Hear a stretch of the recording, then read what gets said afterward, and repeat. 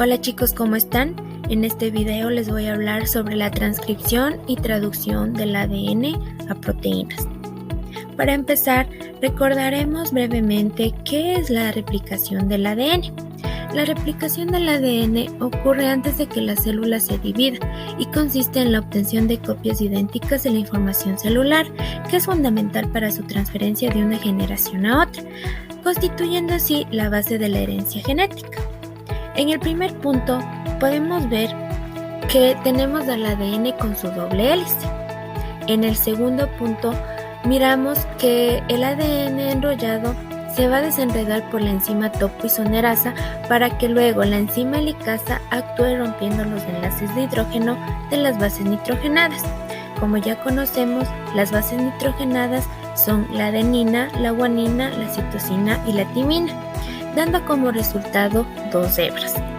En el tercer punto, vemos que cada cadena de ADN actúa como molde para una síntesis de una cadena complementaria. Aquí, cada hebra tiene una direccionalidad y cada extremo se denomina 5' y 3'.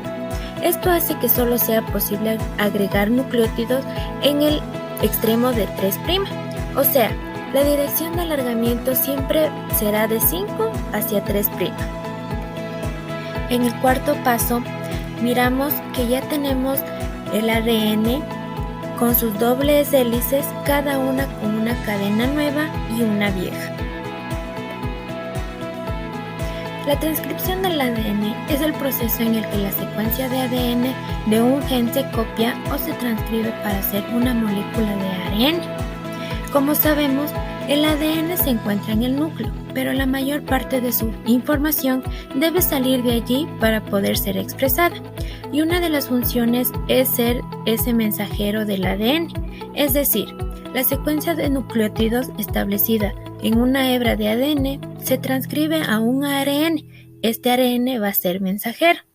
Ahora, la transcripción del ADN y del ARN mensajero correspondiente es muy parecido al proceso de la replicación del ADN, en el sentido de que la asociación de las bases nitrogenadas se empatan directamente con las correctas.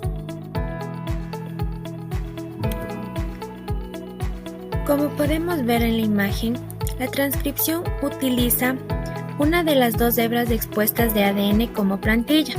Esta hebra se conoce como la hebra molde. El producto del ARN es complementario a la hebra molde y es casi idéntico a la otra hebra del ADN. Esta hebra del ADN se va a llamar hebra no molde o una hebra codificante, dando como resultado la transcripción, que sería en este caso el ARN. En la siguiente imagen podemos ver de una manera más clara lo que es el ARN y el ADN. En este caso, la diferencia entre el ARN y el ADN es que en vez de la base timina en el ADN tiene la base uracilo, que forma enlace solo con la adenina, y las demás bases, que son la guanina, siempre se unirá con la citosina y viceversa, las citosinas con la guanina. El ARN es un ácido nucleico que se compone de una sola cadena de nucleótidos, como podemos observar en la imagen, a diferencia del ADN, que se compone de dos. Aquí cabe recalcar que la sucesión de los 3 nucleótidos en una molécula del ARN mensajero se llama codón. Terminada la transcripción, el ARN mensajero correspondiente transportará la información hacia los ribosomas para comenzar con la traducción o síntesis de proteínas. Continuamos con la traducción. La traducción implica decodificar un mensaje del ARN mensajero y utilizar su información para construir un polipéptido o una cadena de aminoácidos. Primero, vamos a ver qué es el código genético. En un ARN mensajero, las instrucciones para construir un polipéptido vienen en grupos de 3 nucleótidos, llamados codones, como podemos observar en la imagen. A continuación, les voy a explicar algunas características de los codones. Cuando hay 3 codones de alto, estos indican que el polipéptido ha terminado. Cuando aparece un codón, que es la adenina, el uracilo y la guanina, es la señal del inicio para comenzar a traducir. Estas relaciones entre los codones del ARN mensajero y los aminoácidos se conoce como código genético. Para continuar, vamos a ver los pasos de la traducción. El primero es el inicio. Aquí el ribosoma se ensambla alrededor del ARN mensajero que se leerá y el primer ARN de transferencia que lleva el aminoácido metionina y que corresponde al codón de iniciación, que sería la adenina, el uracilo y la guanina. Este proceso es muy importante para empezar el proceso de traducción. A continuación veremos la elongación. Aquí es la etapa donde la cadena de aminoácidos se extiende.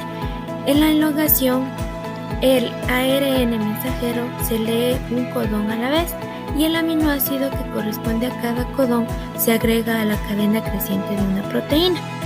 Como podemos ver en la imagen, tenemos que el ARN de transferencia se une al codón correspondiente. Luego, el polipéptido se encarga y se encadena al nuevo aminoácido. Luego, el ARN mensajero se desplaza hacia adelante y expone el nuevo codón. Para finalizar, tenemos el tercer paso, que es la terminación. Aquí es la etapa donde la cadena polipeptídica completa ya es liberada. Es decir, que cuando un codón de terminación UAC, UAA o UGA entra al ribosoma, lo que dispara una serie de eventos que separa la cadena de su ARN de transferencia y le permite flotar hacia afuera. En la imagen podemos observar que el codón UAA nos dice alto, entonces la cadena en sí ha terminado y esta debe ser liberada. En conclusión, el ADN codifica para ARN mensajero. El ARN mensajero lleva la información necesaria para la síntesis de la proteína a los ribosomas, donde se va a realizar la proteína.